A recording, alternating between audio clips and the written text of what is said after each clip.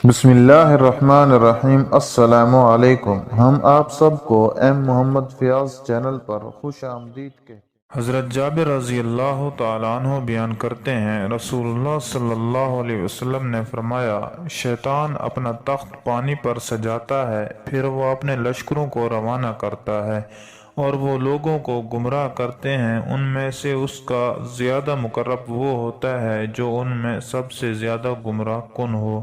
ان میں سے ایک آتا ہے اور وہ بتاتا ہے میں نے یہ کیا، تو وہ کہتا ہے تو نے کچھ بھی نہیں کیا۔ آپ صلی اللہ علیہ وسلم نے فرمایا، پھر ان میں سے ایک آتا ہے تو وہ کہتا ہے میں نے فلاں کا پیچھا نہیں چھوڑا حتیٰ کہ میں نے اس کے اور اس کی بیوی کے درمیان جدائی ڈال دی۔ آپ صلی اللہ علیہ وسلم نے فرمایا، وہ شیطان اسے اپنے قریب کر لیتا ہے اور وہ کہتا ہے ہاں تم بہت خوب۔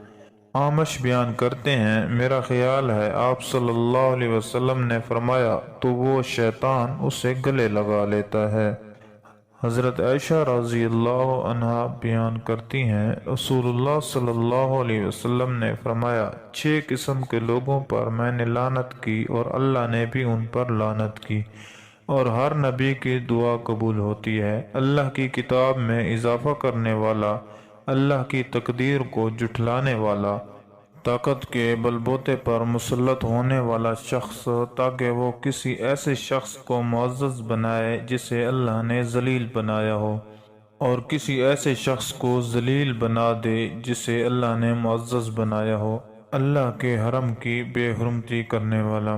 حضرت ابو موسیٰ رضی اللہ تعالی عنہ بیان کرتے ہیں، رسول اللہ صلی اللہ علیہ وسلم نے فرمایا، اللہ نے جو ہدایت اور علم دے کر مجھے مبعوث کیا ہے وہ کسی زمین پر برسنے والی موسلا دھار بارش کی طرح ہے۔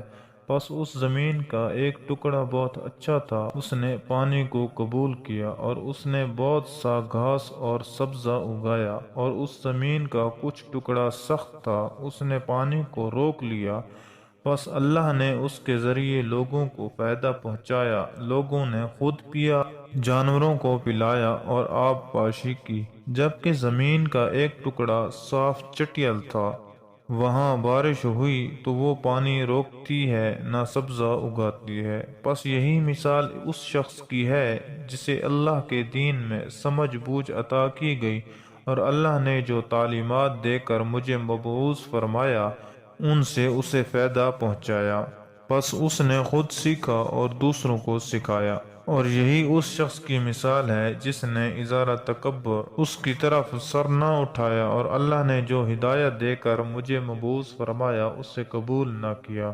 حضرت ابن مسعود رضی اللہ تعالیٰ عنہ سے روایت ہے، رسول اللہ صلی اللہ علیہ وسلم نے فرمایا، اللہ نے صراط مستقیم کی مثال بیان فرمائی کہ راستے کے دونوں طرف 2 دیواریں ہیں، ان میں دروازے کھلے ہوئے ہیں اور دروازوں پر پردے لٹک رہے ہیں۔ راستے کے سرے پر ایک دائی ہے اور وہ کہہ رہا ہے سیدھے چلو، ٹیڑھے مت ہونا، اور اس کے اوپر ایک اور دائی ہے۔ جب کوئی شخص ان دروازوں میں سے کسی چیز کو کھولنے کا ارادہ کرتا ہے تو وہ کہتا ہے تم پر افسوس، اسے مت کھولو، کیونکہ اگر تم نے اسے کھول دیا تم اس میں داخل ہو جاؤ گے۔ پھر آپ صلی اللہ علیہ وسلم نے وضاحت کرتے ہوئے فرمایا، راستہ اسلام ہے، کھلے ہوئے دروازے اللہ کی حرام کردہ اشیاء ہیں، لٹکے ہوئے پردے اللہ کی حدود ہیں، راستے کے سرے پر دائی قرآن ہے، اور اس کے اوپر جو دائی ہے وہ ہر مومن کے دل میں اللہ کا واعظ ہے۔